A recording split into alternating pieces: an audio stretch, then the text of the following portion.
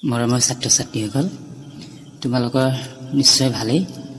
আজি তোমালোকৰ পঞ্চম অধ্যায় ঐতিহ্য ইয়াৰ ১ নং পাঠ অতুল্য অসম এই কবিতাটি আমি পঢ়োঁ। তোমালোকে তৃতীয় শ্ৰেণীৰ চৰাইদেউ ভ্ৰমণ পাঠটিত আমাৰ ঐতিহ্য সম্পৰ্কে কিছু কথা জানি আহিছা। আমাৰ ৰাজ্যখনত ঐতিহ্যৰে ভৰা বহু ঠাই আছে। সেই ঠাইবোৰ ভ্ৰমণ কৰিবলৈ আমাৰ ৰাজ্যৰ লগতে ভাৰতৰ আন ঠাইৰ আৰু বিদেশৰ পৰ্যটকো প্ৰতি বছৰে অসমলৈ আহে। পদ্যটোত অসমৰ ঐতিহ্যৰে ভৰা বিভিন্ন স্থানৰ বিষয়ে কি কোৱা হৈছে পঢ়োঁ আৰু আবৃত্তি কৰোঁ। এদিন গধূলি জুহালত বহে ককা আৰু সৰু নাতি, কথাৰ মাজেৰে ককাই বখানে অসম দেশৰ কীৰ্তি। ভীষ্মক ৰজাৰ কুণ্ডিল নগৰ, পূব দিশে অসমৰ, চৰাইদেউত মৈদাম আছে আহোম ৰাজত্বৰ। শিৱসাগৰত ৰংঘৰ আছে আৰু কাৰেং দৌল, আজান পীৰৰ দৰগাহত বৈ সম্প্ৰীতিৰেই ঢল।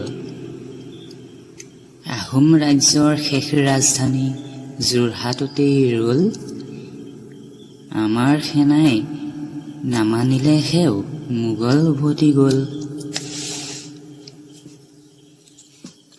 সংস্কৃতিৰ পীঠ মাজুলীৰ ৰাস পৃথিৱীতে জনাজাত, মৃৎশিল্প খ্যাত শালমৰা গাঁও আছে জিলিকি তাত।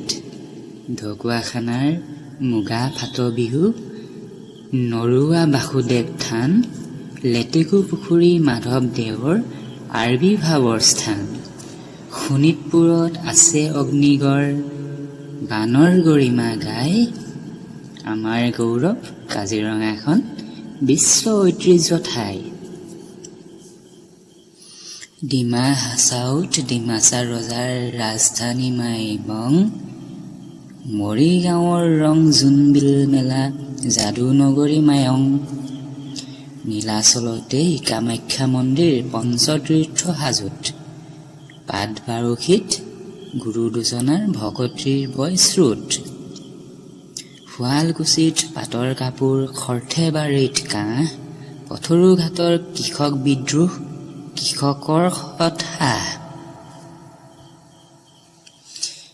ধুবুৰীত জিলিকে তেগ বাহাদুৰ নেতাই ধুবুনী ঘাট, বৰাক শুৱনি ভুৱন মোহন পবিত্ৰ তীৰ্থ তাত। আলচ সামৰি ককাই ক'লে দিবা শুনা মোৱা মন, ইয়াৰ উপৰি বহু ঐতিহ্যৰ ভঁৰাল অসমখন।